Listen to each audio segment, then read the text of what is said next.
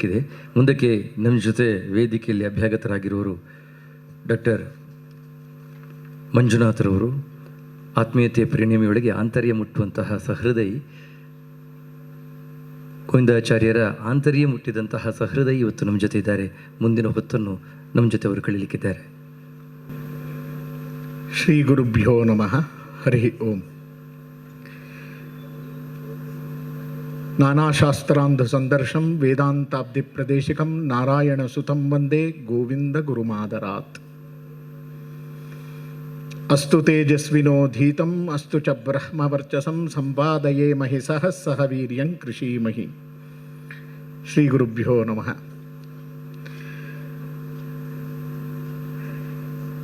ಇವತ್ತಿನ ಅದ್ಭುತ ಆಚಾರ್ಯರ ಜನ್ಮದಿನಾಚರಣೆ 90ನೇ ವರ್ಷದ್ದು. ಸರಿಯಾಗಿ ಗುರುಗಳನ್ನು ನೆನಪಿಸುವ ದಿನ ಮತ್ತು ಅವರ ವೈಬ್ರೇಷನ್ ಎಲ್ಲರಲ್ಲೂ ತುಂಬ ಹರಿತಾ ಇದೆ. ಯಾರ್ಯಾರಿಗೆ ಎಷ್ಟೆಷ್ಟು ಅನುಭವಗಳನ್ನು ಆಚಾರ್ಯರು ಬಂದು ಕೊಟ್ಟು ಹೋದರೋ ಗೊತ್ತಿಲ್ಲ. ಆದರೆ ನಾನು ಅವರ ಕೊನೆಯ 10 ವರ್ಷದ ಅವಧಿಯಿಂದ ನಾನು ಹತ್ತಿರಕ್ಕೆ ಹೋದವನು ಅಷ್ಟೇ. ಅದು ಭಗವಂತನ ಅನುಗ್ರಹ. ಎಲ್ಲ ವೇದಿಕೆ ಮೇಲಿರ್ತಕ್ಕಂಥ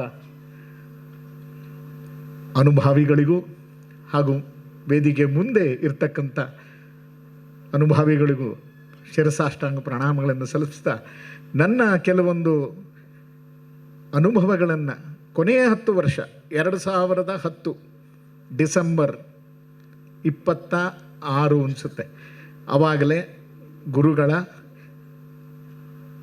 ಕಾರ್ಯಕ್ರಮ ವಿದ್ಯಾಭೂಷಣರ ಮನೆಯಲ್ಲಿ ನಾರಾಯಣ ವರ್ಮ. ಅದು ನನ್ನ ಸುಯೋಗ. ಅವತ್ತಿಂದ ಮೊದಲು ನಾನು ಕಂಡದ್ದು ಗುರುಗಳು 2000 ಇಸ್ವಿಯಲ್ಲಿ ಉಡುಪಿಯ ಪರ್ಯಾಯ ಪೇಜಾವರ ಪರ್ಯಾಯದಲ್ಲಿ. ಆವಾಗ ಪೇಜಾವರ ಶ್ರೀಗಳ ಜೊತೆ ಗುರುಗಳು ಮಾತಾಡ್ತಾ ಇದ್ದರು. ಬಿಳಿಯ ಶ್ವೇತವಸ್ತ್ರ, ಸೇಮ್ ಇದೇ ವಸ್ತ್ರ ಅಂದರೆ ಇದೇ ಥರ ಇದ್ದಪ್ಪ. ಈ ವಸ್ತ್ರವನ್ನು ಧರಿಸಿ ಪೇಜಾವರ ಶ್ರೀಗಳು, ನಾನು ಅವಾಗ ಕೇಳಿದ್ದೆ, ಎದುರುಗಡೆ ಕಂಡನಲ್ಲ ಅನ್ನೋ ಒಂದು ಕಣ್ಣು ಹೊಳಪು ನನಗೆ. ಓ, ಸ್ವಾಮಿಗಳ ಜೊತೆ ಮಾತಾಡ್ತಿದ್ದಾರೆ. ಸ್ವಾಮಿಗಳಿಂದ ಮಂತ್ರಾಕ್ಷತೆ ತೊಗೊಳಕ್ಕೆ ಹೋದಿದ್ದು ಆವಾಗ ನನಗೆ ರೀಸೆಂಟಾಗಿ ಮದುವೆ ಆಗಿದ್ದು 2000 ಇಸ್ವಿಯಲ್ಲಿ. ಫಸ್ಟ್ ನಾನು ಹೋಗಿದ್ದೆ ಉಡುಪಿಗೆ ಹೋದಾಗ ಅಲ್ಲಿ ದರ್ಶನ ಆಗಿ ಪೇಜಾವರ ಶ್ರೀಗಳನ್ನು ಮಂತ್ರಾಕ್ಷತೆ ತೊಗೋಬೇಕು ಅಂದಾಗ ಆಚಾರ್ಯರಿದ್ದಾರೆ. ಓ, ಇವ್ರ ಬಗ್ಗೆ ಕೇಳಿದ್ದೆ ಅಲ್ವಾ, ಇವರೇ ಅಲ್ವಾ ಅಂತ.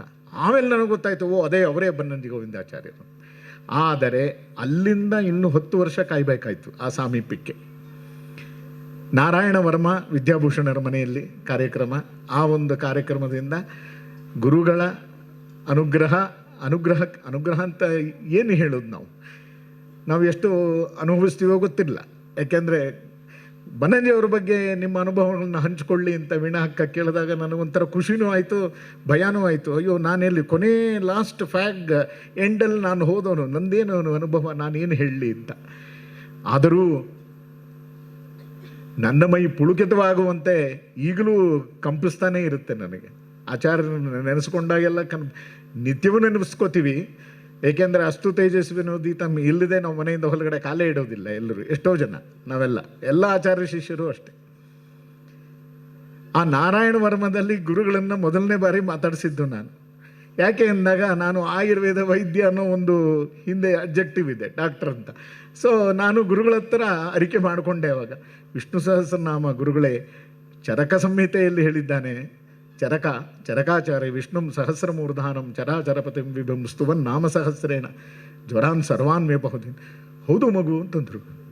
ಇದನ್ನು ಎಲ್ಲರೂ ಅನುಭವಿಸಬೇಕು. ನಾನು ನನ್ನ ಜೀವನದಲ್ಲಿ ಅನುಭವಿಸಿದ್ದೀನಿ, ಎಲ್ಲರೂ ಅನುಭವಿಸಿ ಅಂತ ಅದೊಂದು ಕಿವಿ ಮಾತು ಹೇಳಿದರು. ಅಲ್ಲಿಂದ ಗುರುಗಳ ಸಾಮೀಪ್ಯ. ಗುರುಗಳನ್ನು ಏನು ವರ್ಣನೆ ಮಾಡೋದು? ಗಗನಂ ಗಗನಾಕಾರಂ ಸಾಗರಂ ಸಾಗರ ಉಪಮಂ ಅಲ್ವಾ? ಬನ್ನಂಜಿ ಗೋವಿಂದಾಚಾರ್ಯರು ಅವರೇ ಹೋಲಿಕೆ, ಇನ್ಯಾರೂ ಇಲ್ಲ, ಸಾಧ್ಯವೇ ಇಲ್ಲ. ರಾಮಾಯಣದಲ್ಲಿ ರಾಮಾಯಣವರಿದ್ದಂ ರಾಮಾಯಣವರಿವ. ಹಾಗೆ ಅವರಿಗೆ ಯಾರು ಉಪಮಾನ ಕೊಡೋದು? ನಾವು ಏನೂ ಇಲ್ಲ. ಬನ್ನಂಜೆಯೇ ಸಾಟಿ, ಇನ್ಯಾರೂ ಇಲ್ಲ. ಈ ಅನುಭವ ನಮಗೆ ಪ್ರತಿಯೊಬ್ಬರಲ್ಲೂ ನಮ್ಮ ಯೋಗ್ಯತಾನುಸಾರವಾಗಿ ಗುರುಗಳು ನಮ್ಮನ್ನು ಆಶೀರ್ವದಿಸಿದ್ದಾರೆ. ಅವರು ತೆಕ್ಕೊಂಡಿದ್ದಾರೆ ಅವರನ್ನೇ. ಏಕೆಂದರೆ ಎಲ್ಲ ದಿಗ್ಗಜರು ಇಲ್ಲಿ ಅವರವರ ಅದೇ ಹೇಳದಂಗೆ ಎಲ್ಲ ಆನೆಯನ್ನು ನಾವು ವರ್ಣನೆ ಮಾಡೋದಷ್ಟೇ. ಇಷ್ಟಿಷ್ಟು ನಮಗೆ ಕಂಡಿದ್ದಿಷ್ಟು ಹೀಗೆ ನನ್ನ ಅನುಭವ ಕೆಲವೊಂದನ್ನು ನಾನು ನಿಮಗೆ ಹಂಚಿಕೊಳ್ತಾ ಇರೋದಿಲ್ಲಿ. ಮೊದಲನೆಯ ಅನುಭವ, ನನ್ನ ಅನುಭವ ಗುರುಗಳ ಒಟ್ಟಿಗೆ ನಾನು ಶ್ರೀರಾಮ ವಿಠಲಾಚಾರ್ಯರು ವೃದ್ಧರು, ಜ್ಞಾನ ವೃದ್ಧರು ಇದ್ದಾರೆ. ಏಕೆಂದರೆ ಅವರೂ ಸಹ ಕಲಿತ ಸಣ್ಣ ವಯಸ್ಸಿನಲ್ಲಿ ಶ್ರೀರಾಮ್ಪುರದಲ್ಲಿ ವ್ಯಾಸಾಶ್ರಮ ಅಂತ ಒಂದಿತ್ತು. ನನಗಿನ್ನ ಭಾಳ ಸೀನಿಯರ್ ಅವರು 70s ಹೋಗಿ ಕಲ್ತಿರೋದು ಅವ್ರ ಹತ್ರ. ನಾನು 80s ಹೋಗಿ ಅಲ್ಲಿ ವೇದ ಮಂತ್ರಗಳನ್ನು ಕಲಿಯೋಕ್ಕೆ ಶುರು ಮಾಡಿದ್ದು, ಸ್ತೋತ್ರಗಳನ್ನು ಕಲಿಯೋಕ್ಕೆ. ಹಾಗಾಗಿ ನನ್ನ ಸೀನಿಯರ್ ಮೋಸ್ಟ್ ಆಚಾರ್ಯರು ಇದ್ದಾರೆ, ಅವರು ಹಂಚಿಕೋತಾರೆ ಬನ್ನಂಜೆ. ಯಾಕೆಂದರೆ ಬನ್ನಂಜೆಯವರು ಬಹಳ ಒಪ್ಪಿಕೊಂಡ ಆಚಾರ್ಯರು ರಾಮವಿಠಲಾಚಾರ್ಯರು. ಏಕೆಂದರೆ ನಮ್ಮ ಮುಂದೆ ತುಂಬ ತಿಳಿಸಿದ್ದಾರೆ ಪ್ರೈವೇಟ್ ಸಮಯದಲ್ಲಿ ಆಚಾರ್ಯರು. ಹಾಗೆ ಒಂದೇ ನಾವು ಗುರುಗಳಿಂದ ಕಲಿತ ವೇದವಿದ್ಯೆ ಅಲ್ಲಿಂದ ನನ್ನ ಶುರು. ಬಟ್ ಯಾಕೆ ಕಲಿತಿದ್ದೀನಿ ಅಂತ ಗೊತ್ತಿಲ್ಲ. ನಾನು ಕಲ್ತಿದ್ದು 12 ವರ್ಷ 13 ವರ್ಷ. ಎಲ್ಲಿವರೆಗೂ ತೊಗೊಂಡೋಯ್ತು ಅಂತಂದರೆ ಒಂದು ಶುಕ್ಲಾಂಬರಧರಮಿಂದ ಹಿಡಿದು ವಾಯುಸ್ತುತಿಯಿಂದ ಹಿಡಿದು ಕೊನೆಗೆ ಋಗ್ವೇದ ಸಂಹಿತಾ ತನಕ ತೊಗೊಂಡೋಗಿ ನಿಲ್ಲಿಸ್ತದು. ಬಟ್ ಯಾಕೆ ಕಲಿತೆ ನನಗೆ ಗೊತ್ತಿಲ್ಲ. ಆದರೆ ಎಲ್ಲಿ ಉಪಯೋಗಿಸ್ತೀನಿ ಅದು ಗೊತ್ತಿಲ್ಲ ನನಗೆ. ಪವಮಾನ ಹೋಗ್ಬೇಕಂತ ಭರ್ಜರಿಯಾಗಿ ಚಕ್ಕರ್ ಹಾಕಿ ಹೋಗ್ತಾ ಇದ್ದೆ ನಾನು. ಸ್ಕೂಲ್ಗೂ ಚಕ್ಕರು, ಕಾಲೇಜ್ಗೂ ಚಕ್ಕರು. ಪವಮಾನ ಹೋಮ ಅಂದರೆ ಯಾಕೆಂದರೆ ಋತ್ವಿಜನಾಗಿ ಹೋಗ್ಬೋದು ಅಲ್ಲಿ ಅಂತ. ಸೊ ಬರೀ ಅಷ್ಟೇ ಮಾಡಿದ್ದು. ಆದರೆ ಅದರ ಪರಿಪೂರ್ಣತೆ ಕಂಡಿದ್ದು ಬನ್ನಂಜೆಯಲ್ಲಿ. ನನಗೇ ಗೊತ್ತಿಲ್ಲ ಅದು ಬನ್ನಂಜೆಯನ್ನು ಕಂಡಾಗ 2010ರಲ್ಲಿ ಇದೇ ವೇದಿಕೆಯಲ್ಲಿ ಇಲ್ಲೇ ಆಚಾರ್ಯರು ಕೂತ್ಕೊಂಡಿದ್ರು. ಕರೀರಿ ಡಾಕ್ಟರ್ನ ವೇದಘೋಷಕ್ಕೆ ಅಂತ. ಕುತ್ಪಡ ಆಚಾರ್ಯ ಜೊತೆಗೆ ನಾವು ನೀವಿಬ್ಬರು ನಿಂತು ವೇದಘೋಷ ಪ್ರತಿ ಯಾವ ಸಭೆಯಲ್ಲೂ ಸಹ ವೇದಘೋಷ ಆಗಬೇಕು ಅಂತಂದರೆ ಡಾಕ್ಟ್ರನ್ನ ಕರೀರಿ, ಕೃಷ್ಣರಾಜನ್ ಕರೀರಿ. ಈ ಅನುಗ್ರಹ ಯಾರಿಗೆ ಹಾಗೆ ಸಹ ತಿದ್ದಿದ್ದಾರೆ. ನೀವು ಕಲ್ತಿದ್ದೀರಾ, ಆದರೆ ಚೆನ್ನಾಗಿ ಹೇಳ್ತೀರಾ. ಫಸ್ಟು ನಾನು ನರಸಿಂಹಮೂರ್ತಿ ಅಂತ ಅವ್ರ ಮನೆಯಲ್ಲಿ ಪವಮಾನ ಹೋಮ ಆದಾಗ ನಾನು ಮತ್ತು ಸುಧೀಂದ್ರ ಅಸ್ಯವಾಮಿಯ ಸೂಕ್ತವನ್ನು ಪಠಿಸಿದ್ದು 2000. ಇದು ಮೊದಲನೆಯ ನನ್ನ ಪರೀಕ್ಷೆ ಗುರುಗಳ ಮುಂದೆ. ಚೆನ್ನಾಗಿ ಹೇಳ್ತೀರಾ ಡಾಕ್ಟ್ರೇ, ಆದರೆ ಕೆಲವೊಂದು ಸ್ವರಗಳು ನಿಮಗೆ ನಾನು ಹೇಳ್ಕೊಡ್ತೀನಿ ಅಂತ. ಇಷ್ಟು ತೀಡಿ ಅದ್ಭುತ. ಇದಲ್ವೇ ನಮಗೆ ಆಗುವುದು ಭಗವಂತನ ಕಾರುಣ್ಯ, ಗುರುಗಳ ಕಾರುಣ್ಯ. ಸೊ ಹಾಗೆ ಅಲ್ಲಿಂದ ಶುರುವಾದ ಗುರುಗಳ ಅನುಗ್ರಹ. ಮತ್ತು ರಮೇಶ್ ವಾಸುದೇವರಾವ್ ಅವ್ರ ಮನೆಯಲ್ಲೂ ಅಷ್ಟೇ. ಎಲ್ಲ ವಿಷಯಗಳಲ್ಲೂ ಯಾವುದೇ ಕಾರ್ಯಕ್ರಮ ಅಥವಾ ಬಾಳಗಾರಲ್ಲಿ ಅಲ್ಲೂ ಅಷ್ಟೇ ಪಾಠಕ್ಕೆ ಹೋಗ್ತಾರೆ. ಮುಸುರಿ ಶಿಬಿರ ಆಯಿತು, ಎಷ್ಟು ಕಡೆ ಶಿಬಿರಗಳು, ಎಷ್ಟು ಕಡೆ ಹೋದಾಗಲಿ ಪ್ರತಿಯೊಂದು ಶಿಬಿರದಲ್ಲೂ ಒಬ್ಬೊಬ್ಬರಿಗೆ ಇಂಥವ್ರಿಗೆ ಇದು ಪಾಠ ಆಗಬೇಕು ಅಂತ ಅವರು ಎಲ್ಲರಿಗೂ ಮಾಡ್ತಿದ್ದಿದ್ದು. ಆದರೆ ನಮಗೇನು ಪಾಠ ಆಗಬೇಕು ಅನ್ನೋದು ಅವ್ರಿಗೆ ಗೊತ್ತು. ನಾವು ಅಷ್ಟೇ ತಗೋತಾ ಇದ್ದಿದ್ದದು. ಪೂರ್ತಿ 5 ದಿವಸ ಇದ್ದರೂ ಸಹ ನಮಗೇನು ಬೇಕೋ ಅಷ್ಟು ಮಾತ್ರ ನಮಗೆ ಸಿಗ್ತಿತ್ತು. ಹಾಗಾಗಿ ಇಂತಹ ಗುರುಗಳ ಕಾರುಣ್ಯ ಅಲ್ಲಿಂದ ಶುರುವಾಗಿ ಮತ್ತೆ ಪ್ರತಿಯೊಂದು ವಿಭಾಗದಲ್ಲೂ ಯಾವುದೇ ವಿಷಯ ತಗೊಳ್ಳಿ, ಆಚಾರ್ಯರ ಪಟ್ಟಾಂಗ ಇದನ್ನು ನೆನೆಸ್ಕೊಳ್ಳದೆ ಇರೋಕ್ಕಾಗತ್ತೆ? ಖಂಡಿತ. ಈ ಪಟ್ಟಾಂಗಕ್ಕೇನೆ ಒಂದು ಸಮಯ ಮೀಸಲು. ಯಾವಾಗ ಅಂದರೆ ರಾತ್ರಿ 10 ಗಂಟೆ ಮೇಲೆ ಶುರು ಪಟ್ಟಾಂಗ. ಅದು ಯಾವಾಗ ಮುಗಿಯುತ್ತೆ ಅದು ನಮಗೂ ಗೊತ್ತಿಲ್ಲ, ಯಾರಿಗೂ ಗೊತ್ತಿಲ್ಲ. ಇದರ ಒಂದು ಅನುಭವ ನಾನು ನಿಮಗೆ ಹೇಳ್ತೀನಿ. ನಾನು ಹೊಸನಗರಕ್ಕೆ ಗುರುಗಳ ಜೊತೆ ಹೋಗಿದ್ದು, ನಾನು ಮತ್ತು ಇನ್ನೊಬ್ಬರು ಅಜಿತ್ ಅಂತ. ಕರ್ಕೊಂಡು ಹೋಗಿ ಅಲ್ಲಿ IBಯಲ್ಲಿ ಅವರು ಬುಕ್ ಆಗಿತ್ತು. ನಾವು ಇದ್ದದ್ದು ಅಲ್ಲಿ. ಕಾರ್ಯಕ್ರಮ ಮುಗೀತು, ಸಂಜೆ ಆಯಿತು, ರಾತ್ರಿ ಉಳ್ಕೊಳ್ಳೋದು IBಯಲ್ಲಿ ಕೂತ್ಕೊಂಡ್ವಿ. ಆಯಿತು. ಅಲ್ಲಿ ಏನು ಅಂತಂದರೆ ಈ IBಯಲ್ಲಿ ಸ್ವಲ್ಪ ಸೊಳ್ಳೆ ಕಾಟ. ಏನು ಮಾಡೋದು?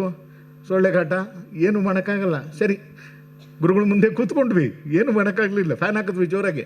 ಸರಿ, ಪಟ್ಟಾಂಗ ಶುರು ಅಂದ್ರೆ ಎಲ್ಲಿಂದ ಎಲ್ಲಿ ತನಕ ಹೋಯಿತು ಗೊತ್ತೇ ಆಗಿಲ್ಲ. ಬೆಳಗಿನ ಜಾವ 5 ಗಂಟೆ ಆಗಿದೆ. ಡಾಕ್ಟ್ರೇ ಎಷ್ಟು ಟೈಮ್ ಈಗ? 5 ಗಂಟೆ. ಹೇಳಿ ಮತ್ತೆ ಸ್ನಾನ ಸಂಧ್ಯಾವನೆ ಮಾಡಿ. ಇದು ಗೊತ್ತೇ ಆಗಿಲ್ಲ. ಆಮೇಲೆ ಮಧ್ಯದಲ್ಲಿ ಇನ್ನೊಂದು ಚಮತ್ಕಾರ ನಿಮಗೆ ತಿಳಿಸ್ತೀನಿ ನಾನು. ಏನೋ ವಿಷಯಗಳು, ಸುಮಾರು ವಿಷಯಗಳು ಬಂತು. ಅದು ಎಷ್ಟು ನಮ್ಮ ತಲೆಯಲ್ಲಿ ಇದೆಯೋ ಈಗ ಅದು ಗೊತ್ತಿಲ್ಲ. ಆದರೆ ಮಧ್ಯದಲ್ಲಿ ಮೊಬೈಲ್ ಇತ್ತಲ್ಲ, ಅವಾಗ ಒಂಚೂರು ರೆಕಾರ್ಡ್ ಮಾಡೋಣ ಅಂತ ಅದನ್ನು ರೆಕಾರ್ಡ್ ಬಟನ್ ಒತ್ತಿದ್ದು. ಆಮೇಲೆ ನೋಡ್ತೀವಿ ಅದು ರೆಕಾರ್ಡೇ ಆಗಿಲ್ಲ. ಅಂದರೆ ಕೆಲವೆಲ್ಲ ವಿಷಯಗಳು ಆಚಾರ್ಯರ ಹತ್ರ ಮುಂದೆ ಕೂತ್ಕೊಂಡು ನೀವು ರೆಕಾರ್ಡ್ ಬಟನ್ ಒತ್ತಿ ನಿಮ್ಮ ತಲೆ ರೆಕಾರ್ಡ್ ಆಗಿದ್ದರೆ ಮಾತ್ರ ಅದು ರೆಕಾರ್ಡ್ ಆಗೋದು. ಆ ಬಟನ್ ಅದೇನು ಮಾಡುತ್ತೆ, ಎಷ್ಟೋ ಸತಿ ಬೊಯ್ದು ಮುಂದೆ ಇರೋ ವೇದಿಕೆಯಲ್ಲಿ ಮೊಬೈಲ್ಗಳು ಏನೇನೋ ಇತ್ತಲ್ಲ ಎಲ್ಲ ತೆಗೆದು ಬಿಸಾಡಿ ಇದನ್ನೆಲ್ಲ ಅಂತ ಗೋಕಲಲ್ಲಿ ನಮಗೆಲ್ಲ ಚೆನ್ನಾಗಿ ಬೈದ್ಬಿಟ್ಟಿದ್ರಿ. ಏನು ಕೂತ್ಕೋತೀರಿ ನೀವು ಇಲ್ಲಿ? ಅದನ್ನಿಟ್ಟು ಕೂಡ ರೆಕಾರ್ಡ್ ಮಾಡೋ ಹಾಗಿದ್ದರೆ ನೀವು ಯಾಕೆ ಕೂತಿರ್ತಿದ್ದೀರಿ? ಇದನ್ನು ಓಪನ್ ಮಾಡಿ ಕೂತ್ಕೊಳ್ರಿ ಅಂತ ಬೈಯೋರು. ನಮಗೇನು ಆಮೇಲೆ ಕೇಳಬೇಕು, ನೀವು ಆಮೇಲೆ ಕೇಳಬೇಕು, ನಿಮಗೆ ಸಮಯ ಸಿಕ್ಕಿದ್ರಲ್ವೇ? ಭಗವಂತ ಮರೆಸ್ಬಿಟ್ರೆ ನಿಮಗೆ ಮುಗಿತೋ ಕತೆ. ಹಾಗಾಗಿ ಅವಾಗಿಂದ ಆಚಾರ್ಯರ ನೋಡಿ, ಅದು ಹೊಸನಗರದಲ್ಲಿ IBಲಿ ರೆಕಾರ್ಡಿಗೆ ಸುಮ್ಮನೆ ಇಟ್ಟಿದ್ದಷ್ಟೇ, ಅದು ಯಾವುದೂ ರೆಕಾರ್ಡ್ ಆಗಿಲ್ಲ. ಅದು ನಮಗೆ ಈಗ ಮತಿಯಲ್ಲಿ ಎಷ್ಟಿದೆಯೋ ಭಗವಂತ ಅಷ್ಟೇ ಇರೋದು. ಅದು ಬಹಳ ಗಹನವಾದ ಚರ್ಚೆ ಅಲ್ಲಿ ನಡೆದಿದ್ದು. ಹೀಗೆ ಆಚಾರ್ಯರು ಒಬ್ಬೊಬ್ಬರನ್ನ ನೋಡ್ಬಿಟ್ಟು ಸ್ಕ್ಯಾನರ್, ಅವ್ರ ಕಣ್ಣು ಅಂದರೆ ಒಂದು ಸ್ಕ್ಯಾನರ್ ಥರನೇ. ನಿಮ್ಗೆ ಯಾವ ಮಾಡರ್ನ್ ಡಯಾಗ್ನೋಸ್ಟಿಕ್ಕು ಯೂಸ್ ಬರಲ್ಲ. ಅದು ಅವ್ರು ಸ್ಕ್ಯಾನ್ ಮಾಡಿದ್ರು ಅಂದರೆ ಅವ್ರಿಗೆ ಗೊತ್ತಾಗುತ್ತೆ ಇವನಿಗೆ ಇಷ್ಟು ಬೇಕು, ಆದ್ದರಿಂದ ಇಷ್ಟು ಕೊಡೋಣ ಅಂತ ಅವ್ರು ಕೊಟ್ಟಿರ್ತಾರಲ್ಲಿ. ಹೀಗೆ ಕೊಡ್ತಾ ನನ್ನ ಪ್ರೊಫೆಷನ್, ಕೊನೆ ಕೆಲವು ನಿಮಿಷಗಳು ನಾನು ನನ್ನ ಪ್ರೊಫೆಷನ್ ಬಗ್ಗೆ ಮಾಡಿ ಹೇಳಿ ಮುಗಿಸ್ತೀನಿ. ಯಾಕೆಂದರೆ ನಾನು ಆಯುರ್ವೇದ ವೈದ್ಯ ಮತ್ತು ಸ್ವಾಮಿ ವಿವೇಕಾನಂದ ಯೋಗ ವಿಶ್ವವಿದ್ಯಾಲಯದಲ್ಲಿ ನಾನು ಪ್ರೊಫೆಸರ್ ಆಗಿದ್ದೀನಿ. ಈಗ ನಾನು ಅಲ್ಲಿ ನನಗೆ ಸಿಕ್ಕ ವಿಷಯ ಶರೀರ ರಚನಾ ಶಾಸ್ತ್ರ, ಅನಾಟಮಿ ನಾನು ಟೀಚ್ ಮಾಡೋದು. ಅನಾಟಮಿ ಟೀಚ್ ಮಾಡಬೇಕಾದ್ರೆ ನಾನು ಪ್ರಿಪೇರ್ ಮಾಡ್ಕೊತಿದ್ದಿದ್ದು ಆಚಾರ್ಯ ನೋಟ್ಸು. ನಾನು ಅಲ್ಲಿ ಪಾಠ ಮಾಡಬೇಕಾದ್ರೆ ಯಾಕೆ ಅಂತಂದರೆ, ನಾನು ವೇದ ಮಂತ್ರ ಕಲಿಯೋ ಸಮಯದಿಂದಾನೂ ಸಹಸ್ರ ಶೀರ್ಷಂ ದೇವಂ ಹೇಳಿ ಹೇಳಿ ಹೇಳಿ ಹೇಳಿ ಈಗಲೂ ಅಷ್ಟೇ ಯಾವ ಪುರೋಹಿತರು ಸಹ ಸಹಸ್ರ ಶೀರ್ಷಂ ಹೇಳ್ತಾರೆ ಆರತಿ ಮಂಗಳಾರತಿ ಟೈಮಲ್ಲಿ. ಒಬ್ರಿಗೂ ಇದು ಅನಾಟಮಿ ಹೇಳುತ್ತೆ ಅನ್ನೋದು ಒಬ್ರಿಗೂ ಗೊತ್ತಿಲ್ಲ. ಹೇಳಬೇಕು ಮಂಗಳಾರತಿ ಟೈಮಲ್ಲಿ ಹೇಳೋದು ಅಷ್ಟೇ. ಇದನ್ನು ಆಚಾರ್ಯರು ಗ್ಲ್ಯಾಂಡ್ಸು, ಚಕ್ರಾಸು, ಥೈಮಸ್ ಗ್ಲ್ಯಾಂಡು, ಓಹ್ ಇದನ್ನು ಕೇಳಿದವ್ರವ್ರು ಯಾರೂ ಇಲ್ಲ ಬಿಡಿ. ಆದರೆ ಇದೇ ನನಗೆ ಪ್ರಿಪರೇಷನ್ ನೋಟ್ಸು ನನ್ನ ಕಾಲೇಜಿಗೆ. ನಮ್ಮ ಕಾಲೇಜ್ನವರೆಲ್ಲ ಕಕ್ಕಾಬಿಕ್ಕಿ ನೋಡ್ತಾರೆ, ಇದು ಎಲ್ಲಿದೆ ನಿಮಗೆ ರೆಫರೆನ್ಸ್ ಏನು ಅಂತ. ಅಯ್ಯೋ ಆಚಾರ್ಯರು ಹೇಳ್ತಾರೆ ರೆಫರೆನ್ಸ್ ಇದ್ದಿದ್ದರೆ ನಾನೇ ಬರ್ತಿದ್ದೆ ಅಂತ. ಇದು ಯಾವ್ದಾದ್ರು ಪುರಾಣ ಎಲ್ಲಿ ಹೇಳಿದೆ ಇನ್ನು, ಎಲ್ಲಿ ಹೇಳಿದೆ ಅಂತಿದ್ರೆ ಎಲ್ಲಿ ಹೇಳಿದೆ ಅಂತ ಹೇಳಬೇಕಾಗಿದ್ರೆ ನಾನು ಬರಬೇಕಿತ್ತ ಇಲ್ಲೇ, ಎಲ್ಲೂ ಹೇಳದೇ ಇರೋದನ್ನು ಹೇಳೋಕ್ಕೆ ನಾನು ಬಂದಿರೋದು ಅಂತ. ಇದು ಬನ್ನಂಜೆ ಅಲ್ವೇ? ಎಲ್ಲರೂ ಹೇಳಿದ್ರೆ ನಾನೇಕೆ ಬರ್ತಿದ್ದೆ ಅಲ್ವೇ? ಈಗಲೂ ಅಷ್ಟೇ ಅದೊಂದು ರೋಗ ನಮಗೆ, ಎಲ್ಲಿ ಹೇಳಿದೆ ಇದು. ಆದ್ದರಿಂದ ಬನ್ನಂಜೆಯ ಸಾಟಿ. ಈ ಅನಾಟಮಿಯಲ್ಲಿ ಈಗಲೂ ಸಹ ಕೆಲವೊಂದು ಹೊಳವನ್ನು ನನಗೆ ಹೊಳಿಸಿದ್ದಾರೆ ಆಚಾರ್ಯರು.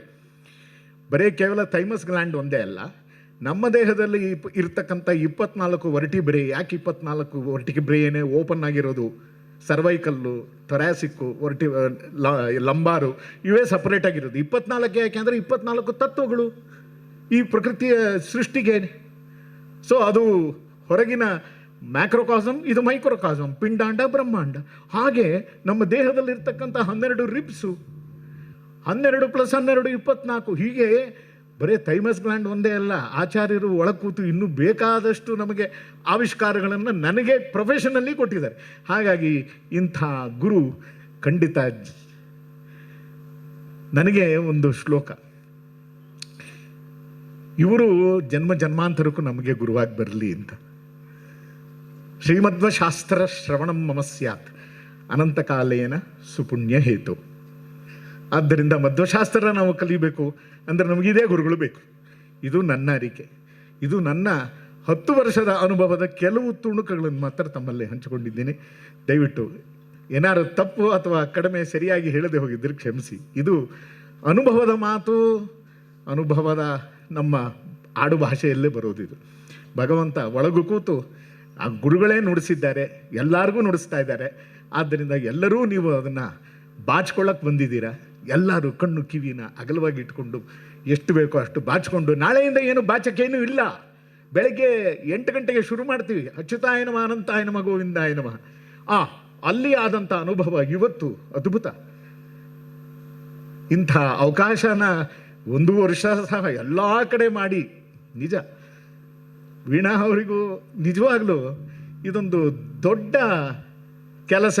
ಇದು ಒಬ್ಬರು ನಿಂತು ಮಾಡೋ ಕೆಲಸ ಅಲ್ಲ, ಇದು ಟೀಮ್ ವರ್ಕ್. ಆ ಟೀಮೇ ವೀಣಾ ಬನ್ನಂಜೆಯಾಗಿ ಹೊರಗೆ ನಿಂತಿದೆ. ಏಕೆಂದರೆ ಅವರೆಲ್ಲರೂ ಆಕರ್ಷಿಸ್ತಾರಲ್ಲ, ಅದೇ ಬಂದಿರೋದು.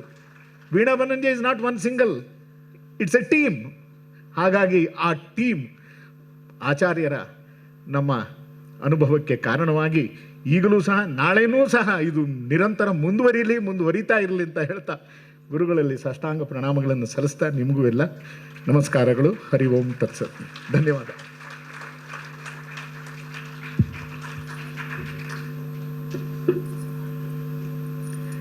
ವಿಜ್ಞಾನ ಪ್ರಜ್ಞಾನಗಳು ಹೇಗೆ ಬೆಸೆದುಕೊಂಡಿದ್ವೆ ಅನ್ನೋದನ್ನು ಬಹಳ ಚೆನ್ನಾಗಿ ಅವರ ಮಾತಿನಲ್ಲಿ ವರ್ಣಿಸಿದಂಥ ಡಾಕ್ಟರ್ ಮಂಜುನಾಥ್ ಗುರುರಾಜ್ ಅವರಿಗೆ ಧನ್ಯವಾದಗಳು.